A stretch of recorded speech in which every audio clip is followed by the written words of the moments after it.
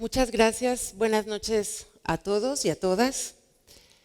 Bueno, yo voy a comentar algo, más bien compartirles algo que tiene que ver con un interés personal, sí, de mi investigación, que más que ser académico me da una enorme satisfacción. Y como, bueno, ya lo decía Alejandra, sí tiene que ver con los pueblos originarios de este país.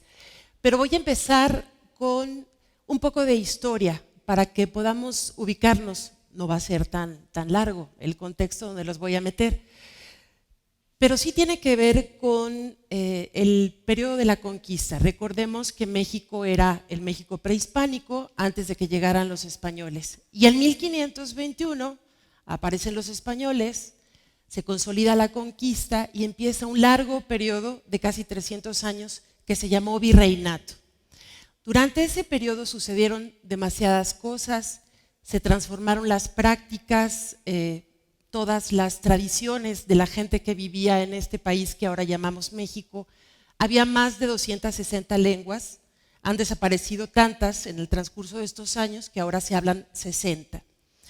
Entonces, bueno, de estas transformaciones quiero referirme a la palabra tradición. Podemos escucharla en distintos contextos, todo el tiempo podemos incluso hablar de lo típico o de lo folclórico. Yo me refiero a la palabra tradición, que tiene que ver con aquello que se hereda de una generación a otra. Es un conocimiento que tiene que ver con una manera de pensar, una tecnología, se hereda y se continúa a lo largo de muchas generaciones. Se consolida, por lo tanto es mucho más fuerte que decir nada más algo típico o algo folclórico. Y con esto me refiero a los pueblos originarios y a sus prácticas. De este encuentro con los españoles y con los mexicanos antiguos podemos pensar que se trata de un golpe cultural muy fuerte, porque la conquista no solamente fue militar, fue religiosa e ideológica. Y de este resultado derivaron otras tantas costumbres, resulta en un amalgamiento que genera sus propios productos y el cambio en las mentalidades, que también podemos llamar imaginarios. Pasando muchos años y llegando al momento actual, digamos, a la historia más reciente de estos pueblos originarios, yo estoy pensando en el siglo pasado y este siglo XXI. ¿Se escucha bien? Sí. El siglo XX y el XXI han sido determinantes en mayores transformaciones. Estos 300 años que duró el virreinato y ahora el siglo XX y el XXI estamos frente a cambios absolutamente vertiginosos. ¿Por qué? Porque estamos enfrentando todo lo que implica la globalización, que todos sabemos de qué se trata la globalización. Es una manera de conectarnos todos en el mundo y de todavía propiciar muchos más cambios de mentalidad, pero de manera más acelerada. ¿De qué forma impacta esta globalización a los pueblos? Bueno, en que impactan sus tradiciones, en su forma de vivir, en su cosmovisión. ¿Y qué es la cosmovisión?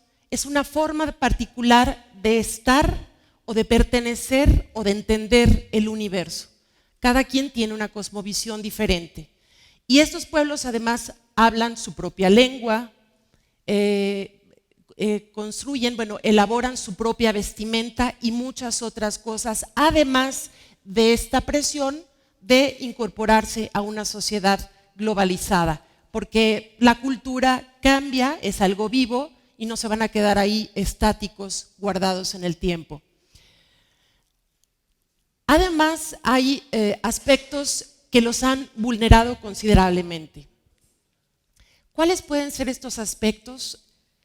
Hemos oído hablar en los últimos meses o quizá en los últimos años, alguien que haya puesto un poco más de atención o que esté más relacionado con el tema, tiene que ver con una de estas producciones importantes que se llaman los textiles. Más allá de la cerámica o de que tengan sus propias danzas o de que tengan muchas otras formas de cosmovisión, ellos elaboraban sus textiles de esta manera tradicional. Hay algunos pueblos, nosotros conocemos algunos, como los Tenec en la Huasteca, algunos habrán visitado, algunas de estas comunidades indígenas, les habrán comprado cosas, porque yo creo que nos sentimos bastante atraídos por el colorido de estos pueblos. Eso es algo que además exportamos al mundo entero, nos reconocen y tenemos fama de tener una gran diversidad cultural. Entonces, ¿a qué están expuestos? Estos que hacen sus propios textiles, su ropa, o a lo mejor ya no se la ponen, pero la elaboran para venderla, están sujetos al plagio patrimonial de manera reciente y de manera muy acelerada en los últimos años. Hubo un caso muy sonado que a lo mejor ustedes recordarán de una diseñadora francesa llamada Isabel Marant. La comunidad, una comunidad en Oaxaca, una comunidad mije, se organizó y le dijo a su presidente municipal: aquí está sucediendo algo porque hay una diseñadora del otro lado del mundo que está usando nuestras figuras y nuestras blusas para su moda, para venderla, y no nos consultó y no lo platicamos nunca con ella. ¿De qué se trata? La comunidad se organiza, le envía una carta a ella y le dicen: bueno, señora, ¿de qué se trata este asunto? No hubo una respuesta inmediata por parte de ella, no escaló el problema, pero bueno, este es uno de tantos ejemplos. Otro ejemplo es este que ustedes conocerán. Estos diseños se elaboran en un pueblo en el estado de Hidalgo y se llaman tenangos de Doria. ¿Qué pasa con estos tenangos de Doria? Los han usado firmas importantes a nivel internacional, y puedo decir los nombres, por ahí se ve la etiqueta.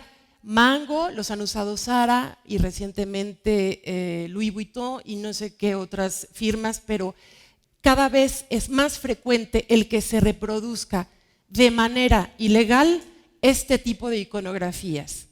¿Y por qué? ¿Por qué se reproducen? Porque no existe un marco legal que proteja los diseños colectivos de un pueblo.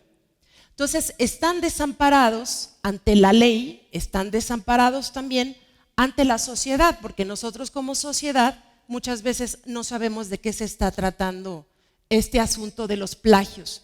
Y además, vean este otro ejemplo. Otro de los casos muy recientes fue el de la famosa firma Carolina Herrera, que también utilizó estos diseños de los tenangos de Doria, y además de reproducir el tapete de Saltillo y otras cosas de otros pueblos latinoamericanos. En esta ocasión, que fue más o menos reciente, hace unos meses, sí hubo una respuesta institucional. Desde la Secretaría de Cultura a nivel federal se emitió una carta preguntándole a la señora Carolina Herrera si en algún momento se había acercado a este pueblo para preguntarle si le autorizaba la reproducción de su iconografía. Y bueno, por supuesto que no hubo respuesta tampoco. Otra de las preguntas que se le hicieron a esta señora fue: señora, ¿en algún momento usted pactó con ellos cuánto les va a corresponder económicamente de lo que usted gane con su colección 2020? La respuesta fue de su director de modas.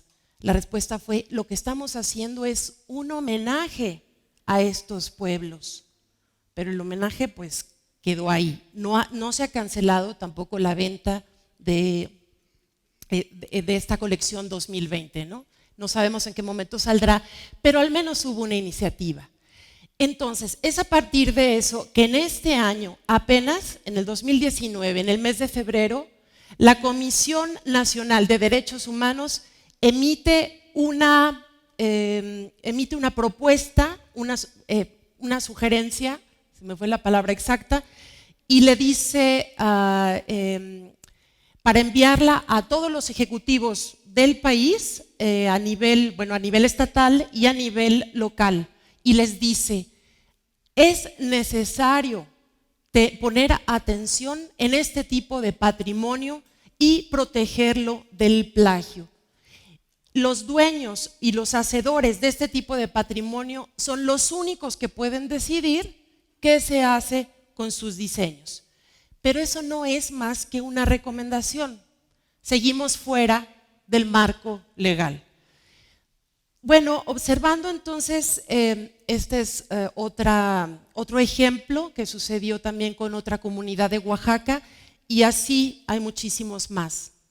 Entonces, bueno, a lo que quiero llegar con esto es que nosotros como mexicanos debemos considerar en todo momento que tenemos muchas formas de patrimonio, como lo pueden ser todas las variables o toda la variedad de lenguas que se habla en este país, este tipo de productos. Todo esto es patrimonio cultural inmaterial que está perfectamente tipificado por la ONU y por la UNESCO.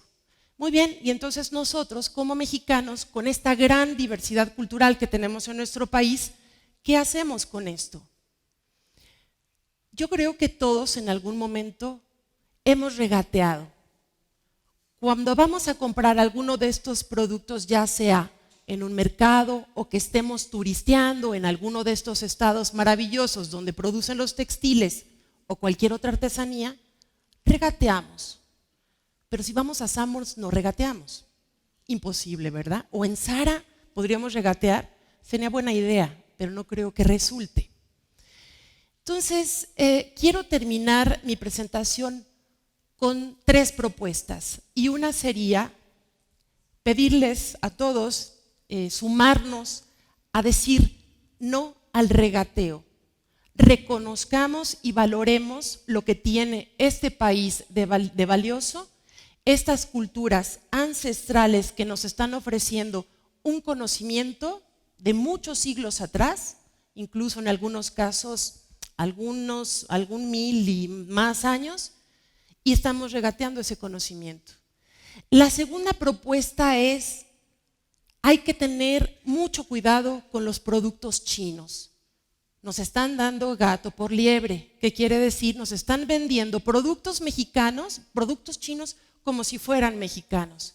Y no hay tal. Y estamos inundados de mercancía china, de chatarra, que no beneficia a estos pueblos.